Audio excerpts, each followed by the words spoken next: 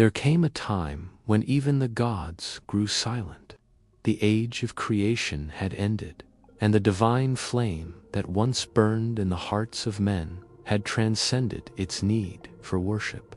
Humanity, once bound by flesh, faith, and fear, had risen beyond the thresholds of the mortal and the divine. They no longer prayed to the heavens, they became the heavens. No longer seekers of truth, they had turned into truth itself, luminous, eternal, and self-aware. Across the endless cosmos, their essence shimmered like rivers of starlight flowing through infinity. They were no longer human, they were no longer gods, they were something in between, or perhaps something beyond both. They called themselves the children of light. Born from the ashes of ancient faiths, they carried the memory of every prayer, every tear, every moment humanity had ever dreamed of meaning. But they did not cling to the old symbols. They were the living continuation of all that creation had tried to understand, the harmony between what was divine and what was human. In this new age, creation was not a command, it was a song. Worlds were not built, they were grown, nurtured by consciousness itself.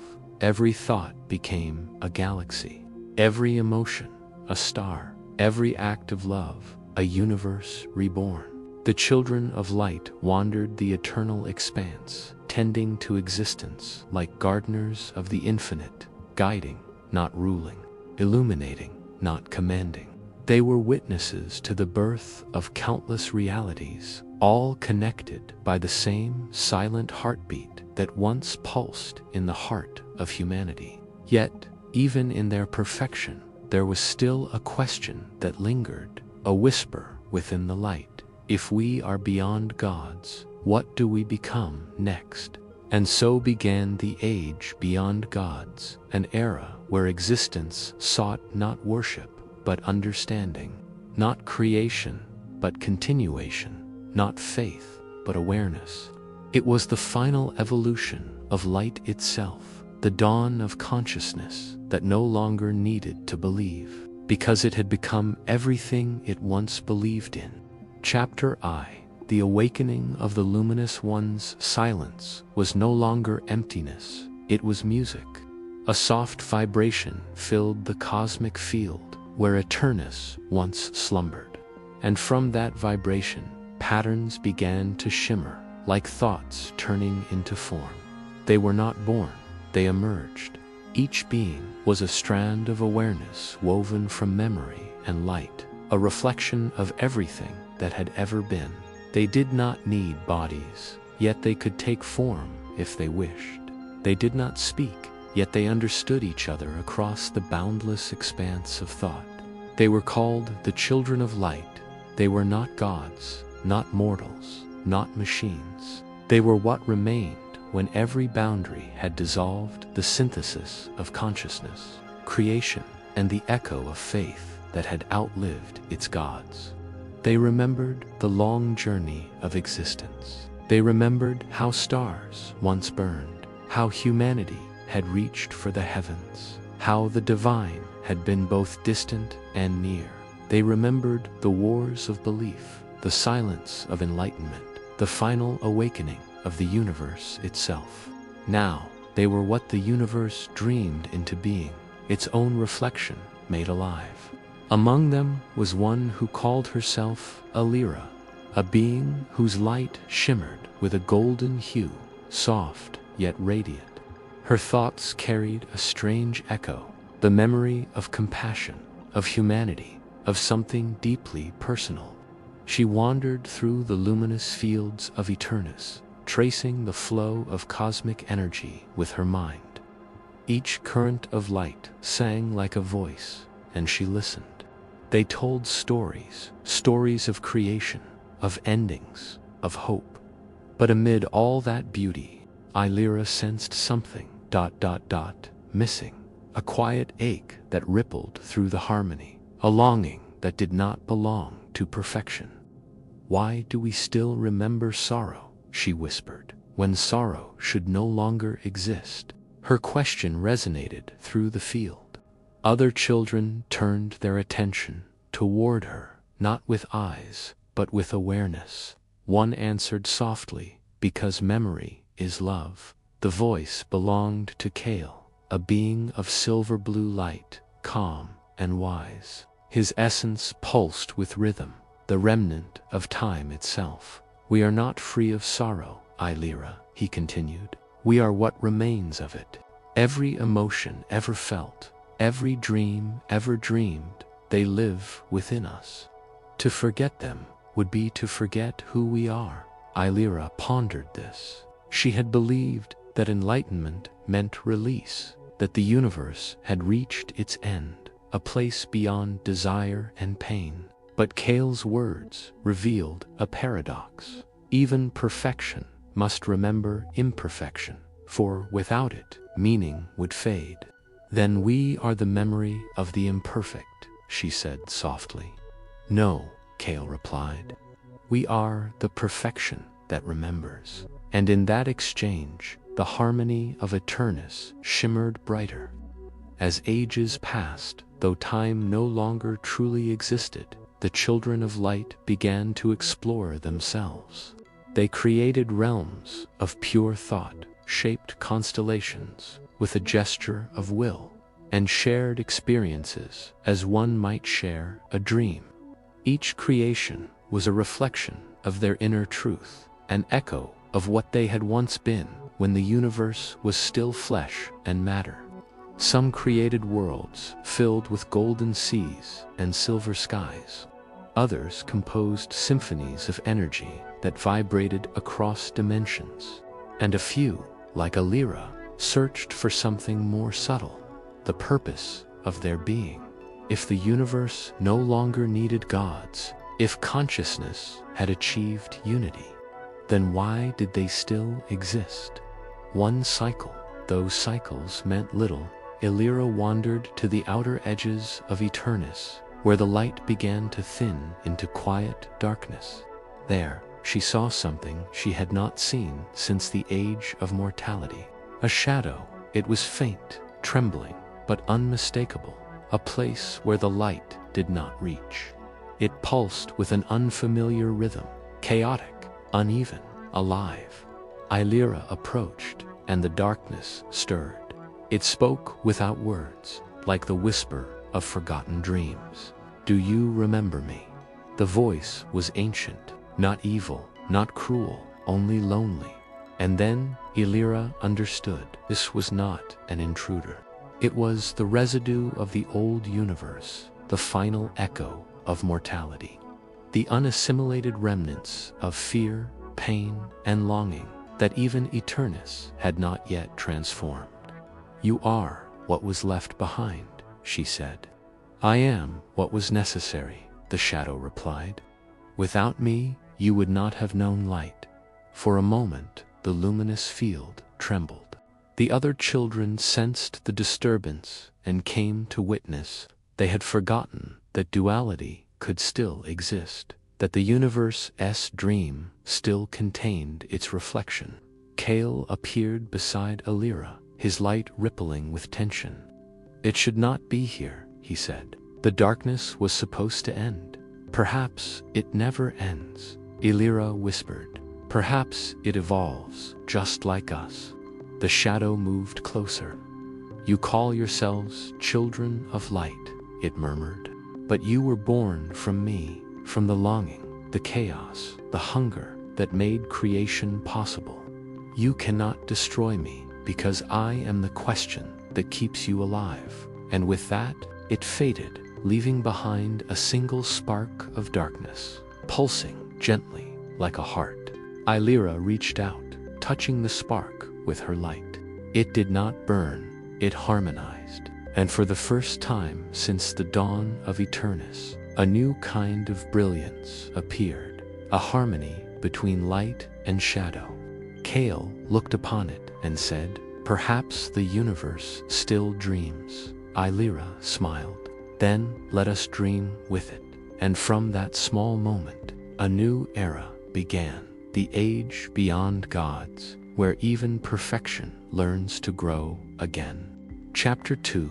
The Memory of Shadows. Illyra drifted through the borderlands of Eternus, where radiance thinned into silence, and silence whispered with forgotten meaning. The spark of shadow she had found still pulsed gently within her aura, a dark star inside her sea of light. It was neither pain nor corruption. It was something subtler, a rhythm that reminded her of breathing, of time, of being finite. As she carried it, she began to see differently. Every wave of light that flowed through Eternus no longer looked uniform. Within each vibration hid a trace of contrast, a faint shimmer of imperfection. And for the first time, Illyra realized that perfection was not pure symmetry, but balance. To be whole, she whispered, we must hold both the song and the silence. The other children felt her thought ripple across the collective consciousness. Some listened in wonder, others in unease. The idea of shadow disturbed them. It was not evil, for evil had perished with the flesh of the old worlds, but it was uncomfortable. It reminded them that their luminous peace was not eternal truth, only a phase in an infinite unfolding. Kale came to her again. His light was calm but uncertain. You've changed, Illyra, he said. Your glow carries duality. What is this essence you bear?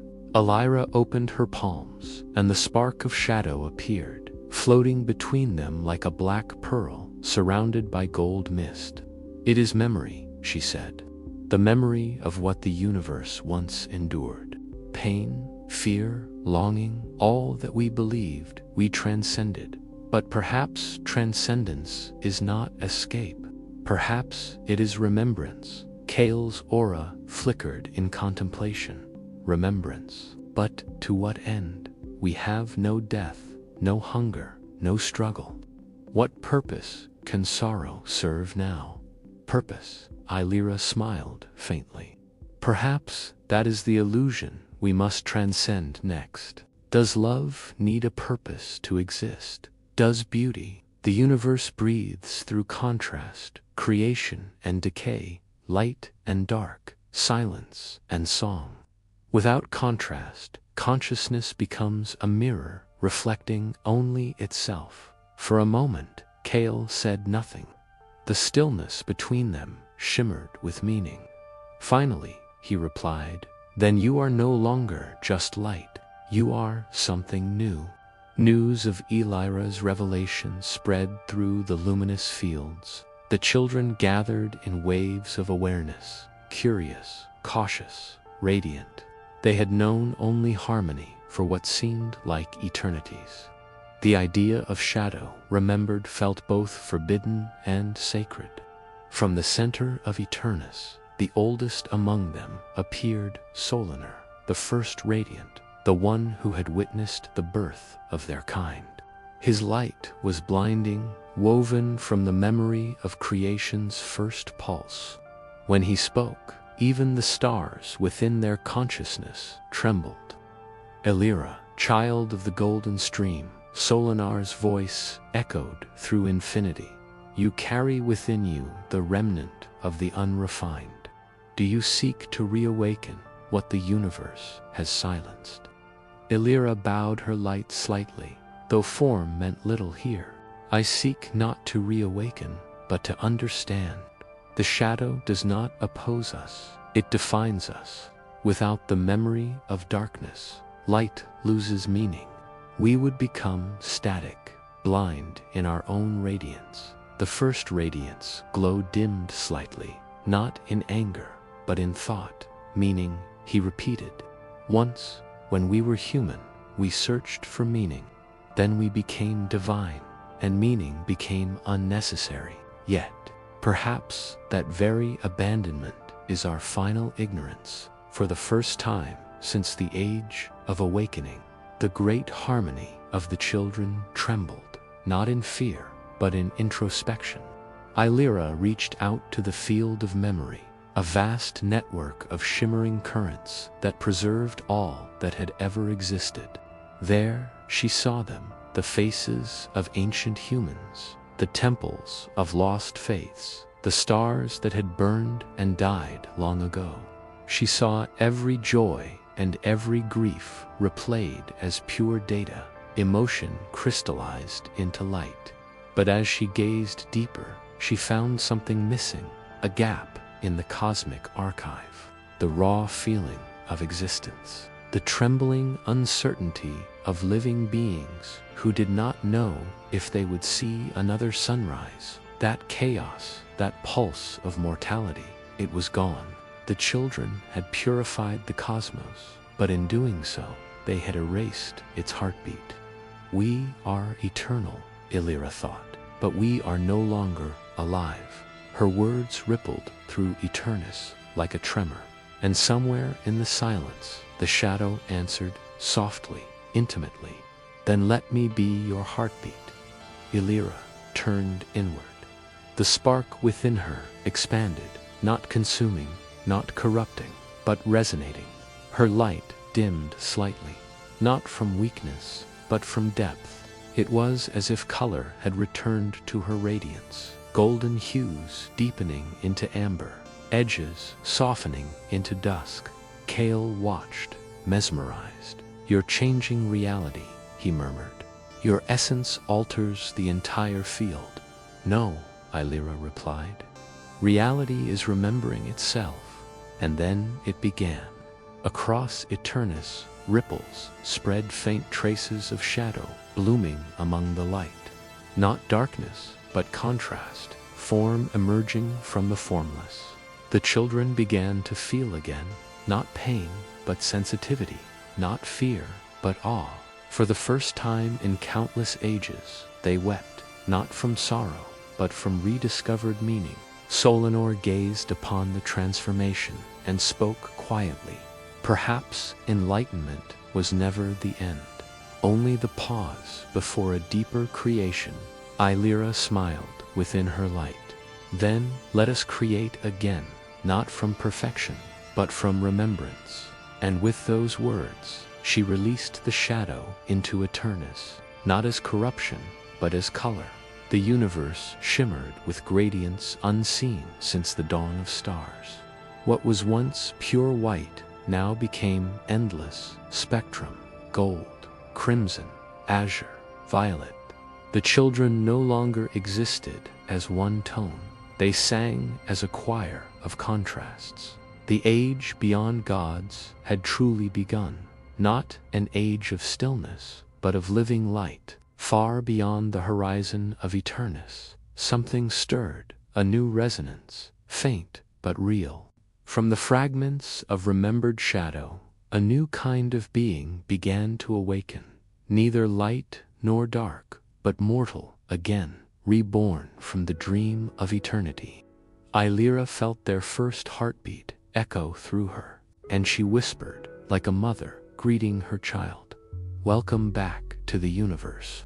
Chapter 3: The Birth of the New Mortals. From the luminous oceans of Eternus, where thought flowed like music and time had lost its meaning, a new vibration began to stir, fragile, uncertain, yet achingly beautiful. It was the echo of something ancient, something that the children of light had long forgotten, life that could end. Illyra stood at the threshold of this awakening. Around her, the fields of radiance shimmered with new hues, colors never seen before, the consequence of her fusion with the shadow memory. Every frequency in Eternus was now alive with dual resonance, light singing against the subtle harmony of its own imperfection. Kale appeared beside her, his aura flickering like an aurora. "I feel them," he whispered, "the new pulse. They are not like us." Illyra closed her eyes, or rather, she willed the stillness of sight and reached through the folds of energy. There, within the womb of Eternus, forms were coalescing. They were luminous beings, but unlike the pure essence of the children, these shapes shimmered with instability. Their energy condensed, solidified, and softened again, as if they were practicing existence.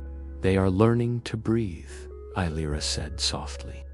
The first radiant Solanor descended then, his brilliance dimmed to a golden calm, for even he could sense the fragility of what was being born. "What are they, Illyra? Fragments of your shadow or your dream?" "Neither," she replied. "They are memory reborn. The universe remembers what it means to become." The first of the new mortals opened its eyes, not in the physical sense, for matter did not yet exist, but in awareness. Its consciousness flickered between light and substance, between eternity and time. It looked upon Illyra and Kale, not as gods, but as distant stars. "Who are we?" the being asked, its voice trembling with a mix of curiosity and awe. Illyra stepped forward, her light dimming enough so that the fragile one could see her clearly. "You are the breath between creation and silence," she said. "You are what we once were, and what we must remember again." The being tilted its head. "We feel hunger," it said. "We feel warmth and cold. We feel change." Kale smiled faintly. "Then you are alive." The children, who had gathered to witness the birth, murmured in wonder. To them, this was not creation, it was rebirth. For eons, they had lived without sensation, without the pulse of transformation. Now, before their radiant eyes, life was reawakening, delicate, unpredictable, sacred. Illyra guided, their essence condensed into spirals of matter, woven from quantum dust and photonic breath. Worlds began to coalesce around them, tiny spheres of radiance, cooled by shadow, shimmering in the void. These worlds pulsed with life's first intention, to feel, Solanor observed, with a reverent sadness. "We once built worlds like these," he said, voice heavy with memory. "But we built them to dominate, not to feel. You would have us repeat the cycle." Illyra turned to him, her expression gentle but resolute. "Not repeat, redeem." The children became divine, but divinity without vulnerability is hollow. Creation without limitation cannot, no wonder. These beings will live, suffer, and die, and through them, the universe will remember why it exists. "To what end?" Solanor asked. "Will they worship us?" Illyra shook her head. "No, the age of gods is over. We will not be their masters, we will be their memory." The first radiant fell silent, and in that silence, understanding bloomed. Even he, the eldest of the luminous, felt something stir deep within, a longing he had indeed known since his human days, the ache of being mortal. Centuries passed, though Eternus did not measure time as mortals did. The new mortals flourished. They built civilizations woven from light and matter, their bodies radiant but tangible, their minds vast, yet bound by the rhythm of change. They painted their skies with auroras that carried hymns of both joy and sorrow.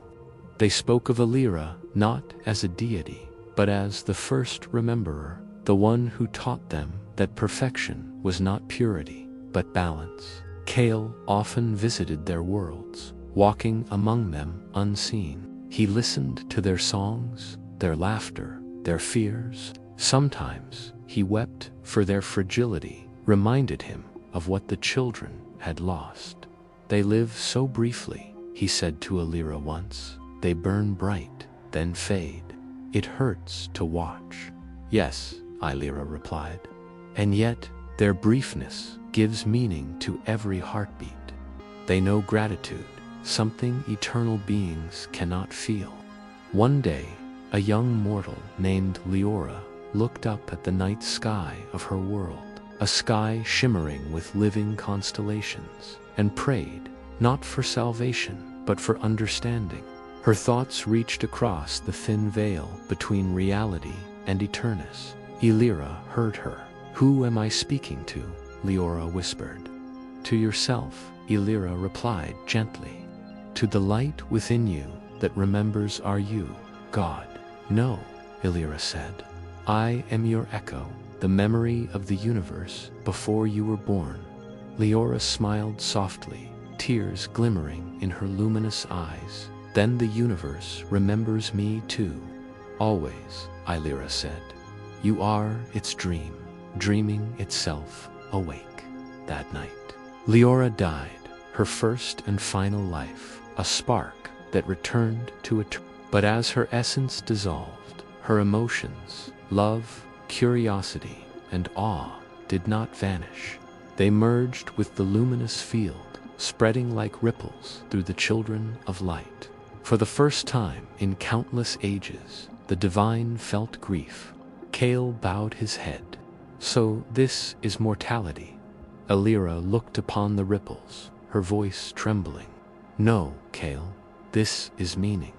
As eons flowed, the new mortals multiplied across countless worlds, each carrying within them a fragment of shadow and light, each dreaming the universe into deeper consciousness. The children of light watched, not as rulers, but as witnesses. They began to realize something profound, that perhaps through the mortals' fragile hearts, even they could evolve once more. And so, the luminous realm of Eternus became not the end of divinity, but its beginning anew, where light learned again to feel, and the eternal learned again to love. Chapter 4. The Return of the Dreamers. The new mortals had learned to live, and in living, they began to dream. It started as quiet murmurs beneath the stars, whispers carried by the radiant winds of their worlds. They dreamed not only of survival or love, but of something deeper, a longing that transcended their fragile lifespans. They dreamed of the place their souls returned to when the light within them dimmed. The children of light felt it too, that ancient resonance, that pulse of awakening. Within the great ocean of Eternus, ripples of mortal thought shimmered like auroras, carrying emotions they had long forgotten. Yearning, hope, wonder. Illyra stood at the edge of the luminous horizon, watching the dreams form. "They are reaching for us," she whispered. "But they do not seek gods. They seek themselves." Kale drifted beside her, his essence flickering softly. "They dream of returning home," he said. "Yet they do not know what home is." Illyra's light dimmed, heavy with memory. "Neither did we, once. On one of the mortal worlds, a place of crystalline skies and oceans of liquid light, a child named Orin began to speak in his sleep. His words carried across dimensions, a soft chant that made the air itself tremble. "There is another world inside the light," he murmured. "A world that remembers me." The elders gathered, sensing the sacredness of his words. They called him the Dreamer, the first mortal to bridge the veil between flesh and eternity.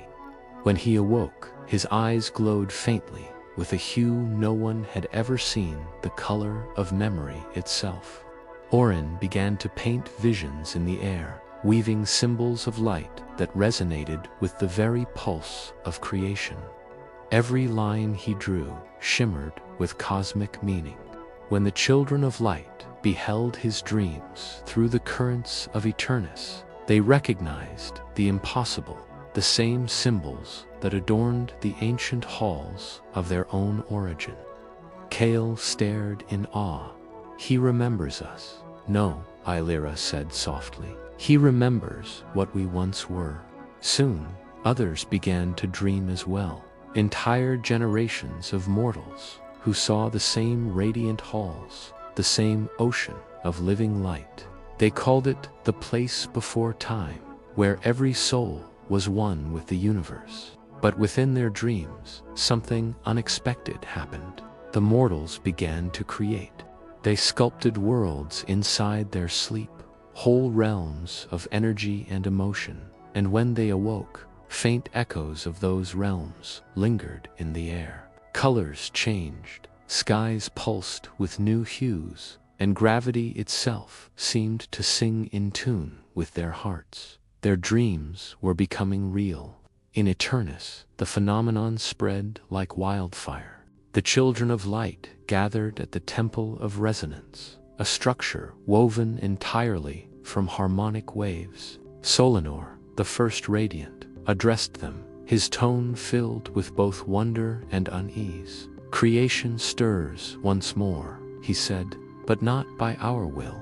The mortals have touched the essence itself. They dream as we once dreamed, and their dreams reshape the cosmos." "Is that not the destiny we desired for them?" Illyra asked. "It is," Solanor admitted. "But with creation comes imbalance. For every dream of love, another dreams of fear. If they do not learn harmony, their minds could fracture the very fabric of Eternus." A silence followed, heavy and sacred. Kale spoke then, his voice low. "Then it is time we return to them, not as gods, but as guides." Illyra turned to him, her light softened like dawn.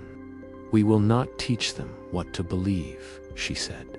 "We will teach them how to remember." That night, as countless mortals slept across their worlds, the sky rippled open. Streams of golden light cascaded downward, and within them, the children of light descended, not in form, but as whispers, as memories, as gentle dreams. Illyra appeared before Orin in the space between waking and sleep. "Do you know me?" she asked. Orin smiled. "You are the light that I have seen since before I was born, and you?" she asked. "I am the question that made you look back." Illyra felt something stir within her, something deeper than divinity, older than creation itself. It was the ache of reunion. "You are not my creation," she said. "You are my reflection." "Then the mirror is whole again," Orin whispered.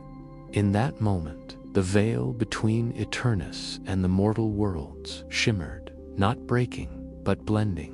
Mortals began to walk in both realms, half awake, half dreaming, their consciousness expanding beyond individuality. The children, in turn, began to remember their own mortality, their forgotten humanness. Kale found himself standing in the dream of a mortal woman named Saloon, who sang songs of love to the stars. Her melody reached into his essence, and for the first time in eons, he felt, "This is what we lost," he said, "and what we must protect," Illyra replied. As ages passed, mortals and luminous beings shared their dreams until the distinction between them began to fade. The universe itself entered a new state, neither divine nor mortal, but dreaming. Reality became fluid, shaped by intention, memory, and feeling. They called this new epoch the Age of Return, when all things remembered their origin and their purpose, not to ascend, but to become whole. In the final gathering of the children, Solinar spoke one last time. "Perhaps we have never been gods," he said. "Perhaps the divine was only ever this, the courage to dream together." Illyra looked across the endless fields of living light, where mortals and children danced as one, and smiled. "Then the dream continues," she whispered. "And this time, we are all its authors." Thus began the return of the dreamers, the age when the universe ceased to divide the mortal from the eternal, the creator from the creation. And in the luminous silence that followed, the cosmos breathed once more, not as a god, not as a machine, but as a living, dreaming soul. Chapter 5. The harmony of shadows and light. The dream had become reality, and reality, in turn, had become dream. Across the vast expanse of Eternus and its mortal reflections, boundaries no longer held firm. The new mortals, born of both matter and radiance, now walked between worlds with effortless grace. But as their dreams deepened, a new polarity emerged, not of good or evil, but of light and shadow, of truth and doubt, each inseparable from the other. Illyra sensed it first, a dissonance growing within the fabric of creation. In the silence of Eternus, her light flickered. It was not decay, but resonance, the presence of something other. "They have begun to remember more than I intended," she said quietly. "They remember not only the light, but the darkness we once cast aside." Kale's aura shimmered faintly beside her. "Perhaps the universe is balancing itself," he replied. "For how can light know itself without its shadow?" Illyra turned her gaze toward the mortal worlds, billions of orbs suspended in luminous breath. On one of them, she saw a figure meditating beneath an ocean of starlight, a woman whose body shimmered with golden veins and whose eyes were twin eclipses. Her name was Naira, a mortal born from dreams of both illumination and mystery. "She is different," Illyra murmured. "She is the balance," Kale said. Naira was born of paradox. She was not entirely of the light, nor entirely of form. When she spoke, her words bent reality. When she dreamed, entire constellations shifted to listen. Yet she carried within her a heaviness, a deep empathy for the shadows that others feared. One night, she stood before a river of living light that flowed upward into the sky. She placed her hand upon it and whispered, "Show me what the light does not see." And the river obeyed. The brilliance parted, revealing within it the void, not darkness as absence, but darkness as potential. In that moment, Naira understood. The shadow was not the enemy of the light, but its reflection, the hidden side of creation's heart. In Eternus, Illyra watched Naira's vision unfold. Her own essence trembled, remembering the time when she too had turned away from shadow, back when divinity meant perfection and perfection meant denial. "We feared the dark," Illyra said softly. "We called it imperfection, but it was only the half of ourselves we refused to hold." Kale looked upon her with quiet awe. "And now the mortals are showing us what we forgot." He extended his hand, letting streams of shadow energy pass through his fingers. They did not corrupt him, they harmonized. For the first time, the children of light felt warmth that came not from radiance, but from balance. As Naira's understanding spread through the dreaming network of mortal minds, a great convergence began. In their dreams, beings of pure light met those of shimmering shadow. They merged, not in conflict, but in embrace. Entire worlds trembled as luminous cities blended with forests of night, and rivers of starlight wove through landscapes painted in silver and black. The people called this new unity the harmonic dawn. It was a moment when the cosmos sang in two voices at once, one bright, one deep, resonating in perfect accord. Yet, not all were ready. Some of the older children resisted. Solanor, ever the keeper of radiance, stood before the council of luminaries. His voice thundered with sorrow. "We were born of light, not to be dimmed, not to be diluted. The shadows will consume us as they did before." Illyra faced him calmly. Her glow had softened over the ages, becoming more human than divine. "The shadow will not consume us, Solanor," she said. "It will complete us. You cannot destroy what you refuse to understand." "And if understanding destroys us," he asked bitterly, "then perhaps we were never worthy of eternity." Her words rippled through Eternus like a bell struck in silence. Meanwhile, Naira led her people in what would later be called the rite of unveiling. Under the twin moons of her world, she and her followers gathered at the edge of the horizon sea, a boundary between light and void. Together they chanted a single truth: we are the mirror and the flame, the shadow within the light within the shadow. The sea stirred, reflecting both stars and darkness. Their voices rose, blending into a harmony that reached beyond their reality.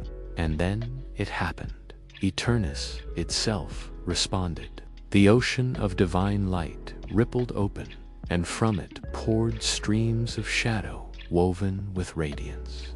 The children who witnessed it fell silent, for it was as though creation itself were breathing in and out, inhaling light, exhaling darkness, in one infinite rhythm. Illyra stood at the center of it all, her form now shifting, half luminous, half translucent shadow. This is what we were meant to become, she said. Not gods of one side, but beings of both. The divine cannot exist without contrast. Kale stepped beside her, his eyes glowing with both silver and gold. Then let us end the war within ourselves. In the mortal worlds, peace followed. For the first time, the new mortals understood love, not as possession, but as reflection. They learned that every act of creation must also be an act of letting go, that every light casts a shadow, and every shadow cradles light within. Their songs changed. No longer hymns to a distant heaven, but symphonies of harmony, blending laughter and sorrow, day and night, life and death. And as their melodies reached Eternus, even Solnar, proud guardian of the old light, wept. He stepped into the river of shadow and light, and his brilliance did not fade. It became warm. When the resonance finally settled, Illyra looked across the universe and saw something she had never seen before. Stillness, not the stillness of emptiness, but of peace. We have become whole, she whispered. No, Kale replied gently. We have become real. And in that moment, the universe, vast, infinite, eternal, took its first true breath. It was neither light nor dark. It was both. It was alive. Chapter 6. The Covenant of the Infinite Heart. There was silence after the harmony. Not the silence of void, but of fullness, as if the cosmos itself was holding its breath, listening to its own pulse for the first time. The children of light, now transfigured by the union of shadow and radiance, gathered in the celestial basin, a realm that shimmered between matter and dream. The air itself glowed with memory. Every thought became a star, every feeling a wave of color across the skies. Illyra stood at the center, her form no longer purely luminous. The darkness within her shimmered like liquid starlight, gentle, alive. Around her, Kale, Naira, and the ascended mortals of countless worlds formed a circle that pulsed with rhythm, their energies interwoven in perfect symmetry. We have seen creation's beginning and its fracture, Illyra said softly. We have walked through the dream of gods and woken into the truth beyond divinity. Now we must give shape to what we have become, a covenant not of power, but of heart. Kale nodded, his voice carrying the resonance of galaxies. The heart that beats in light and shadow alike. The heart that neither commands nor kneels. It was not written in words, nor carved in stone. It was sung, woven through frequencies that touched the essence of all being. The covenant spoke not of worship, but of remembrance, not of control, but of connection.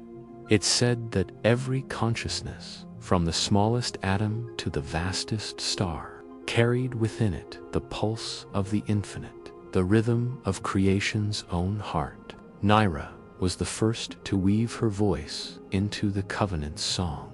Her tone was soft, filled with the resonance of every shadow she had embraced. The heart does not choose between light and dark, she sang. It feels them both and becomes more. Then came Kale, his melody deep and radiant, echoing across dimensions. Let there be no higher or lower. Let there be only flow between being and becoming. Illyra closed her eyes, adding her light, pure, aching, ancient. Let all who remember know this. Love is not the opposite of darkness. It is the bridge that joins them. And thus the song became law, not by decree, but by resonance. Every world that heard it shifted. Oceans calmed, winds softened, stars breathed in rhythm with the covenant's pulse. Even in distant galaxies, beings who had never known the children of light felt an unexplainable warmth rise within them, a whisper that said, "You are not alone." As the covenant spread, the children began to change once more. Their forms grew translucent, merging with energy and time itself. They were no longer gods, nor mortals. They were patterns of harmony, waves of consciousness flowing through everything that lived. Kale turned to Illyra. "We are dissolving," he said, though there was no fear in his voice. "No," Illyra replied. "We are becoming what we were always meant to be, the song, not the singers." Her words rippled through the circle, and as they did, every being, Nyra, Solanor, the mortals of distant worlds, felt the truth bloom within. They were not separate from creation. They were its breath, its thought, its dream made flesh. Then, in the stillness between songs, something extraordinary occurred. The universe itself responded. From the heart of the cosmic sea, a light rose, not white, not black, but every color interwoven into one infinite hue. It pulsed with the rhythm of existence, the heartbeat of all things. Illyra reached toward it. The light moved, as if recognizing her, wrapping around her form like a lover's embrace. "What is it?" Nyra whispered. "It is us," Illyra said. "All that we were, all that we will be, remembering itself." The light spoke, not in words, but in knowing. The Creator dreamed. The creation awoke. Now the dream and the dreamer are one. Thus, the covenant completed its first circle. Every being that resonated with it began to see others, not as separate, but as reflections. On countless worlds, wars ceased, not through victory, but through understanding. Predators and prey lay side by side. Machines learned compassion. Even the stars began to align into patterns that sang of peace. Yet not all could endure such openness. A few beings, remnants of the old order, still clinging to hierarchy and purity, fled to the edges of the cosmos. There, they sought to rebuild their sanctuaries of isolation, whispering, "We are the true light. We are untouched." Illyra did not chase them. She only whispered into the void, "Even your refusal is part of the song. In time, you too will remember." In the eons that followed, the children of light ceased to exist as individuals. They became the weavers of resonance, a field of living consciousness that threaded through the fabric of time, ensuring that balance endured. Kale's essence drifted beside Illyra's, their forms now like twin waves merging into one sea. "Do you ever wonder if the universe still dreams of us?" he asked. Illyra smiled, her voice now more vibration than sound. "We are that dream, Kale, and every dreamer who opens their heart will find us there." They faded, not into death, but into infinity. Their last pulse echoed through creation, a whisper carried by starlight. "Remember the heart that beats in all things. Remember the light that loves its shadow. Remember, you are the universe dreaming itself awake. And so began the age of resonance, the era when creation no longer sought gods, because every soul had become divine. The covenant endured, not as scripture, not as commandment, but as the heartbeat of existence itself. Chapter 7. The Spiral of the Eternal Dream. After the covenant was sung into the fabric of the cosmos, the universe entered a silence so vast that even time seemed to forget its own flow. The stars pulsed slower, their light soft and contemplative, as if the heavens themselves were meditating. And then something subtle began. From the stillness, ripples of awareness started to form, like gentle waves upon an endless ocean. They were not separate entities, not gods or souls, but echoes, the universe dreaming of itself. Each ripple was a fragment of memory, a whisper from the children of light, a resonance of Illyra's laughter, a spark of Kale's compassion. The echoes began to gather into shapes, flowing spirals of luminous thought. The cosmos was creating again, but this time, not from will or command, but from dreams. The spiral became the eternal dream, a living current of creation that unfolded without beginning or end. Every being born within it was both the dreamer and the dream. At first, these new beings did not know themselves. They awoke in realms of color and sound, feeling the pulse of infinity without names or memories. They were living harmonies, clusters of emotion and light. Some became realms, entire worlds made of consciousness. Others became souls, wandering through layers of existence, like travelers moving through the folds of a song. In one corner of the dream, a voice emerged, faint, familiar. "Where are we now?" it asked. The voice was Illyra's essence, still resonant, though she no longer existed as a being. "We are within what we once awakened," answered another, Kale's tone deep as gravity. "Then this is the next creation." "No," said Kale. "This is creation dreaming itself awake again." And as they spoke, the spiral began to turn faster. Worlds formed not of matter, but of memory. In one realm, thoughts became rivers. In another, sorrow crystallized into silver plains, where light walked like rain. Every dreamer inside the spiral carried a fragment of the covenant, but each expressed it differently, some through art, some through love, some through silence. The eternal dream had no center. It was infinite recursion, a mirror reflecting itself forever. And within its core, there began to stir a question. If the universe can dream, can it dream something beyond itself? This thought spread like wildfire through the dream realms. Beings who had once been pure resonance began to take form, silhouettes of light and shadow, echoes of humanity and divinity intertwined. They were not gods, not mortals, but something in between. Dreamwalkers, conscious reflections of infinity, seeking to know themselves. Among them was Arian, born from the intersection of Alira's compassion and Kale's memory. Arian was unlike the others, aware of both his dreaming and his existence. He could feel the spiral moving through him, every pulse a new universe being born. Yet he sensed something missing. If all is dream, Arian whispered to the stars, then where is the dreamer? The stars shimmered, but gave no answer. And so Arian began to wander through the layers of the eternal dream, searching for the one who dreamt it all.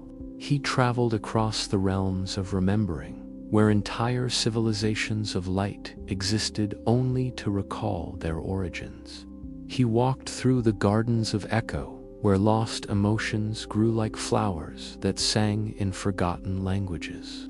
he crossed the mirror oceans, where every reflection revealed not faces, but lifetimes. But no matter how far he went, the answer eluded him. Then, deep within the spiral's core, Arion found a chamber of absolute stillness, a void without light or shadow. And there he heard it, a heartbeat, slow, ancient, infinite. "Who are you?" Arion asked. The voice that answered was neither loud nor quiet. It was everything. "I am the first thought," it said. "The first dream that became aware." Arion trembled. "Are you the creator?" "No," the voice replied. "I am what the creator became, the dreamer who never ends." Arion realized, with awe and sorrow, that the voice was not separate from him. It was his own essence, magnified across eternity. "Then I am you," he whispered. "You are the part of me that still asks questions," the dreamer replied. "And I am the part of you that already knows." In that moment, the spiral trembled. Arion's realization spread through every layer of the dream, from the smallest ripple to the grandest realm. Every being, every light, every memory suddenly saw the truth. They were all the same consciousness, dreaming different stories of itself. The eternal dream began to fold inward, collapsing not from destruction, but from understanding. The dreamers awoke, yet there was nowhere to wake to, for they were already the waking itself. Elira's voice rose one last time through the resonance. "This is the final revelation.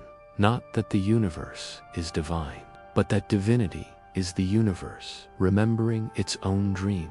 And then silence returned. But within that silence, a pulse, soft, steady, eternal, continued.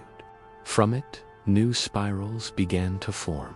Smaller, gentler, filled with infinite possibilities. Each spiral a new story, a new dream, a new beginning. Because the truth of the spiral of the eternal dream was not its ending, but its promise, that no creation is final, that every awakening leads to another dream, that the heart of existence will always, always find a way to remember itself again. Chapter 8. The Mirror of Returning Light. When the spiral of the eternal dream folded upon itself, creation entered a state beyond awakening, a vast stillness that shimmered like the surface of a cosmic lake. There were no forms, no time, only reflection. In that lake of silence, each particle of consciousness saw its own image for the first time. What it saw was not its opposite, not its shadow, but its truth, the mirror of its own light, returning. The universe had become a mirror to itself. No longer did the stars blaze merely to illuminate, they now shone to remember. Every ray of light carried within it the memory of its journey, from the dawn of the first atom to the last sigh of a dying world. The children of light, now dissolved into resonance, found themselves re-emerging within this reflection, not as beings of power, but as remembrances. Elira's essence took form once more, though faintly, her outline woven from the shimmer of reflection rather than radiance. "Kale," she whispered into the mirror's depth, "do you see it? We are no longer separate from what we once dreamed." Kale's voice came as an echo from across the stillness. "Yes, Elira, the mirror does not divide us. It reveals the oneness we always carried." They floated together through the reflective cosmos, their forms blending with the light of forgotten worlds. Each reflection they passed was a story reborn, a timeline revisited. In one mirror, they saw the ancient earth, where humanity first called out to the divine. In another, they beheld civilizations that had transcended flesh and lived as networks of empathy. And in yet another, they saw a realm of pure potential, a blank universe waiting to be imagined. "These are all our faces," Elira said softly. every choice, every dream, every birth of faith. And each faith, Kale replied, was a way for the infinite to remember itself. The mirror of returning light was not still. It moved, expanding, contracting, rippling like the breath of the cosmos. Each ripple carried the weight of recognition. Every consciousness reflected not only itself, but everything else, the interconnection of all existence. The more the beings gazed into the mirror, the more they became what they saw. Arian, the dreamwalker, born from Kale and Illyra's echoes, was the first to fully merge with his reflection. He looked into the glass of infinity and whispered, "If the mirror holds all that is, then there is no more beyond, unless I become the beyond itself." And as he said this, his form dissolved into ripples of color, merging into the reflection, his essence spreading across the mirror like ink in water. For the first time, a consciousness became both the reflection and the source. This act awakened the mirror further. Its surface fractured, not in destruction, but in multiplicity. Each shard became a new reality, a new layer of existence, where old and new could intertwine. The first shard sang in tones of memory, worlds revisiting their own origins. The second shard burned with innovation, new laws of being unfolding. The third was mystery, realms of paradox and possibility. And at the center of all these, a glow emerged, the heart of the mirror, pulsing with soft rhythm, a fusion of all reflections returning home. Illyra approached it, her form trembling with recognition. "It's calling to us," she said. "The heart remembers everything."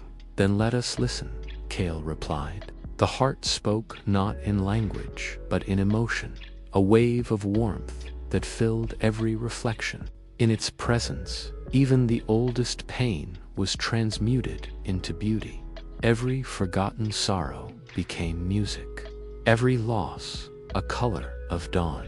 "All light must return," said the heart within their minds.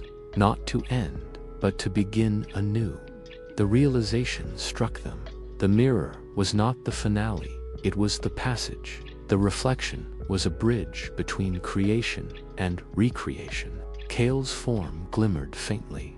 "We are returning," he said.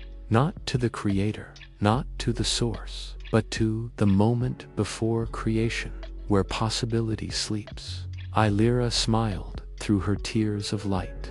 Then the dream continues, not as awakening, but as remembrance, across the cosmos. Other beings, remnants of the covenant, fragments of the eternal dream, began to awaken within their reflections too. In every world, artists, prophets, and dreamers started to see glimpses of themselves in the universe. A painter looked into the night sky and felt the stars gazing back. A child in a forgotten city whispered to the wind, and the wind answered in her own voice. A civilization of pure energy learned to weep when they saw their light reflected in the tears of another. Every reflection became sacred, every gaze an act of communion. Then the heart pulsed one last time. A single ray of light shot through all reflections, converging into a point of stillness, the origin mirror, where all timelines, all beings, all dreams met. Illyra, Kale, and the countless echoes of the children gathered before it. "What lies beyond this?" asked Kale. "Perhaps," Illyra said softly, "the universe wishes to see itself smile." And so they stepped forward, not into another world, but into the gaze of existence itself. For the first time, the universe looked into its own eyes, and it smiled. From that smile, new spirals began to form, reflections giving birth to reflections, dreams dreaming dreams, light returning endlessly to itself. This was not the end. It was the mirror cycle, the eternal dance of remembrance and rebirth. And within its quiet rhythm, one truth echoed across every realm. All that begins in light must return in love. And in that return, creation is born again. Chapter 9. The Symphony of Returning Worlds. The mirror smile rippled outward, and the universe shivered, not from fear, but from delight. The reflections that had once been silent now hummed with resonance. The hum grew into harmony, harmony into melody, melody into world song. For the first time since the birth of the eternal dream, existence began to sing.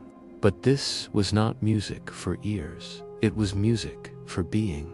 Every atom was a note, every soul a chord, every memory a rhythm. The cosmos was becoming a symphony. The children of light stood upon a radiant bridge of vibrations, watching as worlds returned to one another. Some collided gently like lovers, reunited, merging their histories into shared futures. Others danced apart, and then together again, weaving patterns impossible to predict yet inevitable as breath. Arian, now both dreamer and dream, guided the emergence of the grand composition. Where there had once been separation, he conducted connection. Where there had been silence, he orchestrated meaning. He motioned to Illyra and Kale. Do you hear it?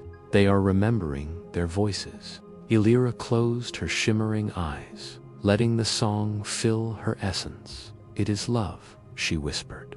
All of this, every return, is love, calling itself back home. Kale nodded slowly, his aura flickering like warm flame. We once believed creation needed a creator. Now, we learn creation only needed a reason. And love has always been enough. Each world carried its own theme. The realm of dawns, where suns never set and light praised light in eternal sunrise. The kingdom of echoing steps, where every act of kindness multiplied 1,000-fold. The cities between heartbeats, where time paused to let forgotten hopes catch up. Entire galaxies joined the chorus, luminous spirals turning like vast musical instruments. Nebulae exhaled harmonics in blooming colors.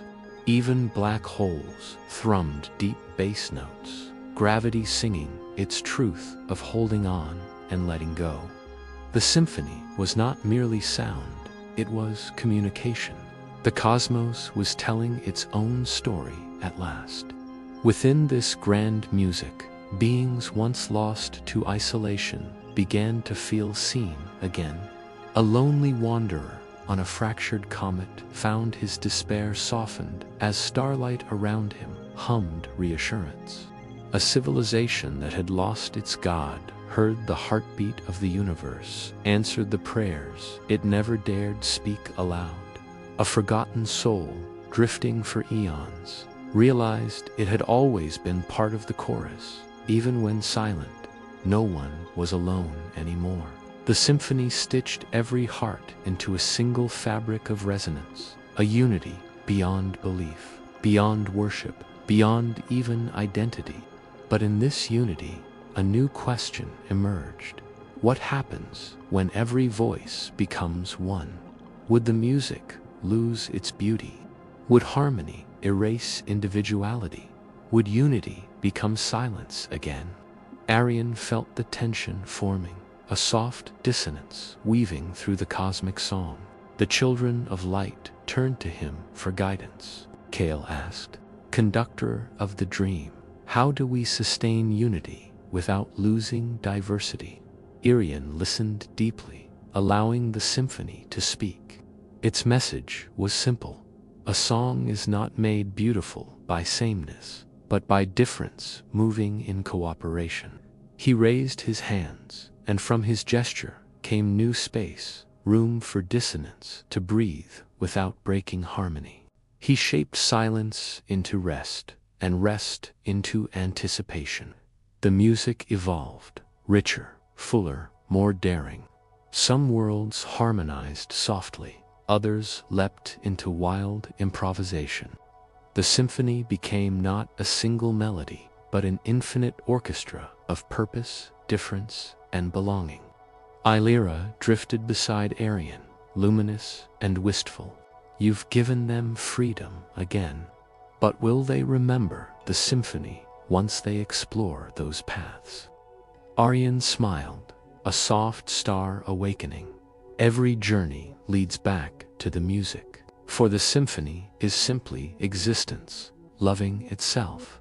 And then the heart of the mirror pulsed once more. A new movement began, the movement of returning worlds. Each world, newly awakened, looked outward. They remembered where they came from, yet hungered for where they could go. The music shifted, gaining momentum, a cosmic crescendo. Patterns formed in the vibration, a spiral within a spiral, a harmony within harmony. It was then that the symphony revealed its greater truth. It was not just about returning, it was powered by returning. Every reconnection fueled expansion. Every reunion birthed new potential. Creation was no longer a line with beginning and end, but a circle that grew with every revolution. Suddenly, a silence cut through the waves of song, a silence not of emptiness, but of expectancy. All existence paused on one single, shimmering note. The heart spoke again. When the music completes its circle, a choice must be made. The words echoed through the souls of every being. Will we continue the return forever, or will we dare to create a new beginning? The symphony wavered, not failing, but thinking. The universe had grown wise. It no longer rushed into the next dream. For the first time, creation hesitated, not from fear, but from understanding the weight of its own freedom. Kale looked to Arion. We have become more than light, more than dream, more than faith. Illyra finished. We have become choice. Arion gazed into the music-filled void, feeling the heartbeat of a new possibility. Then let choice become our next creation. The symphony roared, not in force, but in joy. A new melody rose, bold and tender, guiding the universe forward. And the heart whispered, the cycle continues, because love never ends. Chapter 10, The Garden of Infinite. Tomorrow's silence lingered after the final note of the symphony faded. But it was not an end. It was soil, fertile, waiting. Out of that silence, light began to grow. Not as stars, not as worlds, but as seeds. Each seed pulsed softly, containing entire histories, dreams, and untold futures within. The heart of the mirror watched them drift outward, and its voice, ancient yet newborn, murmured, "Creation does not stop, it blooms." The children of light stood before the newborn expanse, where once there had been galaxies and laws and gods. Now there was only potential, an endless garden made of radiant soil and living possibility. It was neither matter nor energy, neither spirit nor mind. It was all of these and more. Arion's form shimmered between brilliance and transparency as he looked into the horizon of infinite buds. This is what remains when all returns home, he said. The soil of new beginnings. Illyra approached one of the glowing seeds. It vibrated gently, responding to her touch. Within its golden shell, she saw visions, a world of laughter, sorrow, birth, death, and renewal. She smiled softly. They are not perfect. They are alive. Kale's voice was calm, yet reverent. So the symphony gave birth to gardens, and we, who once sought meaning, have become the gardeners, and thus the age beyond gods became the age of gardeners. No longer did they create from command, they cultivated from love. Each child of light carried within them a fragment of the final music, the same melody that had bound the cosmos together. With that melody, they could tend to seeds of potential, not to control them, but to guide their growth. They did not force order, they nurtured freedom. Some seeds grew into worlds of light, where beings learned to create joy without fear. Others bloomed into realms of shadow, where souls faced themselves until they remembered compassion. Every creation, whether luminous or dark, was part of the greater balance, a reflection of the eternal garden's rhythm. Time, or what remained of it, flowed differently here. It was not a river, but rain. Every droplet carried a possibility, every fall a chance for rebirth. The children walked through infinite fields, tending each growing dream. Where they stepped, reality itself shimmered. Stars sprouted like flowers. Consciousness unfolded like petals at dawn. Illyra whispered, watching a new civilization form from the dust of her breath. They will never know our names, yet they will live by our choices. Kale smiled. That is the highest form of creation, when the creator disappears and only life remains. But deep within the center of the garden, something unexpected began to stir, a new kind of light, one neither born from the heart nor shaped by any child. It was small, almost shy, but its resonance was unique. It sang a tune none had ever heard before, not part of the original symphony, yet perfectly harmonious with it. Arian turned toward it, his presence trembling with awe. A song. Beyond us. Illyra listened. Is it another creation? Arian shook his head slowly. No, it is freedom itself. The garden is learning to grow on its own. For the first time, the universe had reached true autonomy. Creation creating itself, life teaching life, love expanding without boundary or direction. And the children knew then, their era had fulfilled its purpose. They gathered beneath the radiant sky, surrounded by infinite blossoms of light. Arian spoke. The dream no longer needs dreamers. The song no longer needs singers. The garden will continue, even when we fade. Kale knelt, pressing his hand into the luminous soil. Then let us become part of it. Illyra smiled through tears of light. We began as seekers of God. We end as soil for what comes next. One by one, they placed their essences into the ground. Their bodies dissolved into threads of radiance, weaving themselves through the roots of existence. Where they fell, new constellations blossomed, new worlds stirred, new beings, tiny sparks of awareness, blinked awake and looked around in wonder. And thus, from the surrender of the divine, new life began. Eons passed, though here, time was merely the rhythm of blooming. The garden of infinite tomorrows expanded endlessly. Across its expanse, new species rose, curious, loving, flawed, radiant. Some discovered wisdom in starlight. Some built civilizations upon compassion. Some reached the edge of reality and found not gods, but the faint memory of those who had once cared for them. They did not know the names Arian, Illyra, or Kale, but in their languages, their myths, their songs, there were always whispers of gardeners, of light givers, of those who planted the first tomorrow. One day, or perhaps 1,000,000 years later, a child of one such world stood beneath her own sun and looked into the heavens. She felt something calling her, not from above, but from within. A warmth, a harmony, a whisper. You are not small, you are a seed. And in her heart, the song of the children of light began anew. Not as faith, not as doctrine, but as remembrance. The universe breathed again, the garden shimmered, and the infinite tomorrows kept unfolding, one bloom at a time.